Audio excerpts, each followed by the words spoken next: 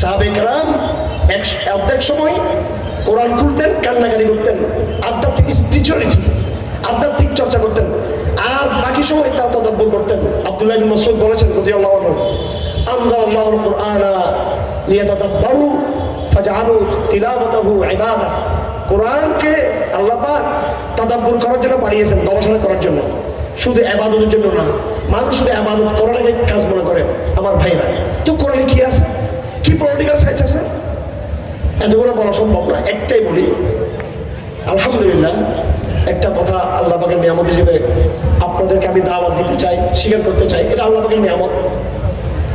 এই বিগত জুলুম হাসিনার আমলে যে জুলুম নির্যাতনের শিকার হয়েছি, সবচেয়ে বড় যে ফায়দাটা হয়েছে, এই মজলুম হয়ে কোরআনটাকে বুঝাচ্ছে। আলহামদুলিল্লাহ, কোরআনকে, রাসূলের সিরাতকে, বর্তমান বাস্তবতাকে আমরা তিনটে জিনিস একসাথে পেয়েছি। আমাদের জীবনের বিভিন্ন ঘটনাগুলো, জুলুম, কারাগার যাওয়া, ওখান থেকে বের হওয়া, তাগুত, জাহিলিয়ত, জাতীয় আন্তর্জাতিক চক্রান্ত, ক্রাইসিস, আমাদের জীবনের সাথে যে ক্রাইসিসগুলো হয়েছে, আমাদের জীবন, আমাদের লাইফ, আমাদের সংগ্রামের জীবন। এরপরে রাসূলের সিরাতকে দেখছি আমরা প্র্যাকটিক্যাল, এরপর থিওরিক্যাল, কোরআন শরীফ। তিনটা জিনিসকে মিলাবেন। কয়টা জিনিসকে? আপনার জীবনে যা কিছু হচ্ছে, ডানে বামে সামনে, রাজনৈতিক অবস্থা, সামাজিক অবস্থা, সবকিছু আমরা আমাদের চোখে হচ্ছে। তারপর এটার সাথে আপনি আল্লাহর রাসূলের জীবনীকে মিলাবেন, যে আল্লাহর রাসূল এইভাবে বিভিন্নভাবে কখনো কাফেরদের দ্বারা, কখনো মুনাফিকদের দ্বারা আক্রান্ত হয়েছেন, আপনার সাথে মিলে যাচ্ছে।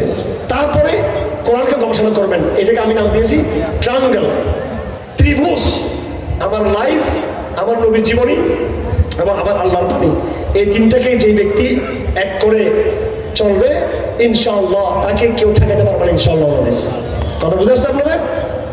তো এই কোরআনে বড় বড় থিওরি আছে, কিছু থিওরি আছে। একটা থিওরি হলো থিওরি অফ দ্য হিপোক্রিসি, মুনাফিকদের থিওরি। আল্লাহ এখানে পেশ করছেন, মুনাফিকরা সবসময় একটা প্রজন্ম থাকবে, না ইধার কা না উধার কা, এদিকেও না ওদিকেও না। কথা ঠিক না? ঠিক। আল্লাহ পাক সুবহানাহু ওয়া তাআলা কোরআনে কারীমে প্রথম বয়ান নিয়ে আসছেন, একদিকে মুসলমান আর একদিকে মুশরিক।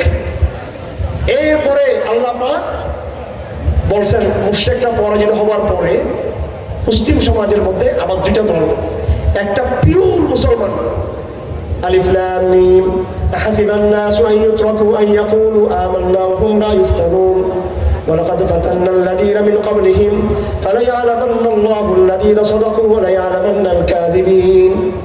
আল্লাহ পাক বলেন, মুসলমানদের মধ্যে দুটো দল, একটা সত্যবাদী আর একটা হচ্ছে কি মিথ্যাবাদী। এই মিথ্যাবাদী হচ্ছে মুনাফিক। ওরা কারা? মুযাবযাবিনা বাইনা যালিক, লা ইলাহা উলা ওয়া লা ইলাহা উলা। এরা পুরোপুরি মুসলমান হতে পারে নাই, পুরোপুরি এরা খ্রিস্টান হতে পারে নাই। একটু একটু ইসলাম, একটু একটু গণতন্ত্র, একটু একটু ইসলাম, একটু একটু সমাজতন্ত্র, একটু একটু ইসলাম, একটু একটু ধর্মনিরপেক্ষবাদ, একটু একটু ইসলাম, একটু একটু জাতিবাদ। কথা ঠিক না? ঠিক। আমাদের ঈমান মিক্স ঈমান, ককটেল ঈমান, ককটেল ফ্রুট। ককটেল বুঝুন তো?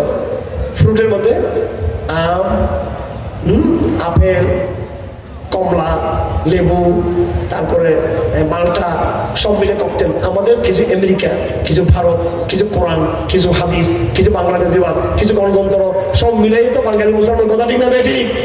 অস্বীকার করতে পারবেন নি আপনারা? ওটা অস্বীকার করতে পারবেন? আমরা পিওর হতে পারি নাই।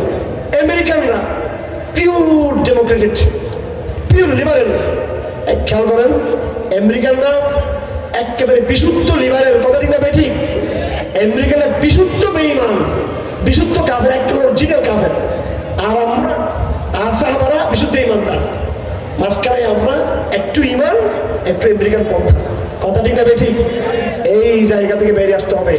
আল্লাহ পাক সুবহানাহু ওয়া তাআলা এখানে ঘোষণা দিচ্ছেন, যারা দুই কুল রক্ষা করতে চায়, কি করতে চায়?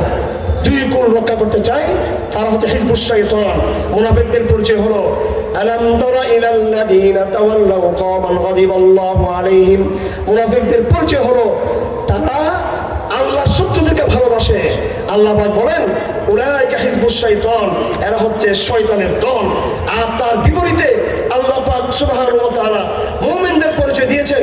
মুমিনরা হলো, তারা আল্লাহ ছাড়া একমাত্র আল্লাহকে ভালোবাসবে। যদিও তার বাপ, আল্লাহ পরিষ্কার লেখছেন সূরা মুজাদালা আয়াত নম্বর 22 সূরাতুল মুজাদালা, যে বাপ, ভাই, প্রতিবেশী যে হোক না কেন, তারা যদি কাফের হয়ে থাকে তাদেরকে ভালোবাসবে না, আল্লাহ রসুল তারা ভালোবাসবে।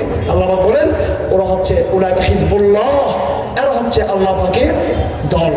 সুতরাং আমার ভাইরা, আমার শেষ কথা, আমাদের হযরত, আমাদের তাওহীদের মুয়াজ্জিন, আমাদের চেতনার আমির, আমাদের এই ক্রাইসিসের বিশুদ্ধবাদী পথ নির্দেশক, আমাদের তার কথা শুনবেন আপনারা। আমার বক্তব্য শেষ। আমার কথা এতটুকুই আপনাদের প্রতি, আমরা কেউ প্রকাশ্যে কাফের হয়ে যাচ্ছি না, ঠিক আছে? আমরা কেউ খ্রিস্টান, মুসলিম, বৌদ্ধ, পৌত্তলিক, নাস্তিক হয়ে যাচ্ছি না। আমাদের সমস্যা হলো আমরা যে ইসলামটা লাল করি, এখানে কিছু ইসলাম, কিছু সেকুলারিজম, কিছু গণতন্ত্র, একটা মিশ্রিত একটা অবস্থা তৈরি হয়েছে। এই মুনাফিকি কলেজের মধ্যে রেখে, মহিলা কলেজের মধ্যে রেখে আমরা বাংলাদেশে কোনোদিন বিজয় হতে পারবো না। আমি আপনাদের কাছে যে ডাক দেওয়ার জন্য এসেছি, আউযু বিল্লাহি মিনাশ শাইতানির রাজিম, ইয়া আইয়ুহাল্লাযীনা আমানু খুলু ফিস সিলমি কাফা, পরিপূর্ণ ইসলামের দিকে আসতে হবে। এক পা গণতন্ত্রে দিলাম, আরেক পা ইসলামে দিলাম, জিন্দেগি তো আমি আমার মঞ্জিলে মকসুদে পৌঁছতে পারবো না। আল্লাহ পাক আমাদের সকলকে সত্য যেটা সেটাই বোঝার তৌফিক দান করুন, সেটাই বলার তৌফিক দান করুন, সেটার উপর বেঁচে